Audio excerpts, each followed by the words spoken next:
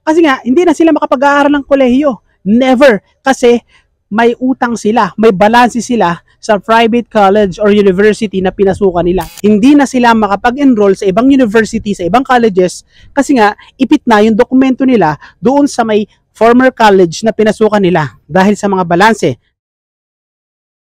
Have a great day, online buddies. Ang vlog na ito ay tungkol sa mga estudyanteng hindi na nila nakuha ang kanilang card or Form 138 at iba pang mga credential sa college kasi nag-stop sila at may mga balanse pa. Paano na ngayon ang kinabukasan ng mga estudyanteng ito? Ito ay isang panawagan sa ating gobyerno, sa educational system meron ng ating bansa. Ano ngayon ang gagawin natin kung naipit na ang mga credentials na gagamitin sana nila para sa next school journey nila? Sana ma-improve natin ang educational system ng ating bansa.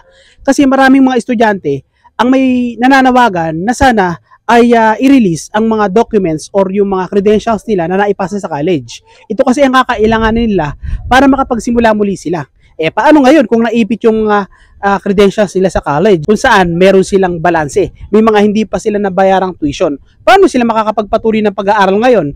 Ito ay isa sa malaking problema ng ating educational system. Kung kaya napakarami ang hindi nakakatapos ng college at pinipili na nila ang magtrabaho na lamang. Ngayon pa, kapag hindi ka nakatapos ng kolehiyo, hindi ka nakatungtong ng college, napakahirap mag-apply ng trabaho. Di ba nga nagkaroon tayo ng issue last time na kung saan yung K-12 nagpa-promise sila na kapag nakagraduate ka ng grade 12 ay may mga opportunity agad na maghihintay sa'yo at bibigyan kanila ng choice kung ikaw ay magtutuloy ng college or magtatrabaho ka na lamang. So ito ay hindi galing sa akin. Ito ay mga lumabas sa mga pahayagan, sa mga legit na pahayagan ng mga nakaraang panahon o ng mga nakaraang taon. Kung bibisitahin mo ang ating channel, ang ating YouTube channel, ay makikita mo yung mga comments dito, puro ganito ang problema ng ating mga kabataan. Hindi na sila makapag-enroll sa ibang university, sa ibang colleges, kasi nga ipit na yung dokumento nila doon sa may former college na pinasukan nila dahil sa mga balanse, dahil sa hirap din ng buhay, kulang sa budget at iba pa. May batas naman patungkol sa pag-hold ng mga documents sa mga estudyante na hindi nakakabayad ng tuition. Pero sana naman, i-consider natin o bigyan natin ng second chance ang ating mga mag-aaral. Paano gagalaw ang mga educational institution natin kung walang initiative na manggagaling sa ating national government? Ulitin ko po, ito ay isang panawagan, hindi isang reklamo. Upang nang sa ganun ay marami tayong matulungang mga kabataan, especially in the tertiary level na gusto magpatuloy na pag-aaral, gusto makapagtrabaho ng magandang trabaho. Now, let us be specific. Yung mga dokumentong kagaya ng card or Form 138 na galing sa grade 12, yan ang pinakamahalaga sa lahat, yung card na yan. Saka yung Form 137 na kung saan may mga reklamo rin na hindi na nagre-release ng pangalawang beses ang mga secondary schools or yung mga senior high schools na kung saan ay kailangan ng mga estudyante para sa kanilang next college journey. Sige, nakapag-release ang mga senior high school na ito ng isang beses para ang estudyante makapag-aral ng kolehiyo. Ngunit, kung ang isang estudyante ay kukuha o magre-request muli ng Form 137, abay, hirap na hirap sila.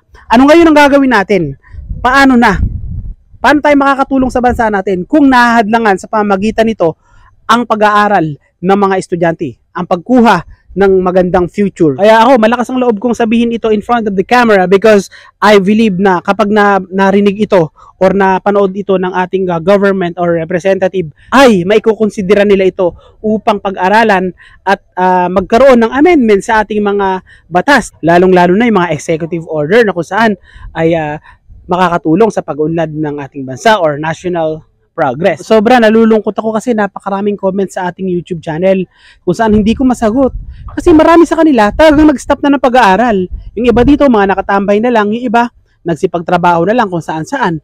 Kasi nga hindi na sila makapag-aaral ng kolehiyo. Never. Kasi may utang sila, may balanse sila sa private college or university na pinasukan nila. Hindi nila ito mabayad-bayaran kung kaya nakaipit ang mga dokumento nila na super kailangan nila sa next college journey nila. Ayun po, para sa ating mga subscribers, sa ating mga taga-suporta, maraming salamat sa katanungang ito. Perhaps this is the right time to raise our problems, especially through this medium, our YouTube channel, para naman na mas mapag-aralan pa ng ating gobyerno ang pagpapaunlad ng educational system sa ating bansa. Sana naman po ay marinig nyo ito at magkaroon ng spark sa sa mga puso ng ating, especially yung mga mambabatas natin, na gumawa uli ng isang batas na kung saan ay pumapabor sa ating mga kabataan, sa mga kabataang hindi dahil sa kahirapan kaya hindi makapag-aral, kundi dahil nahihirapan silang makuha yung mga dokumento sa mga nakaraan nilang paaralan. Thank you very much. That's all for this day.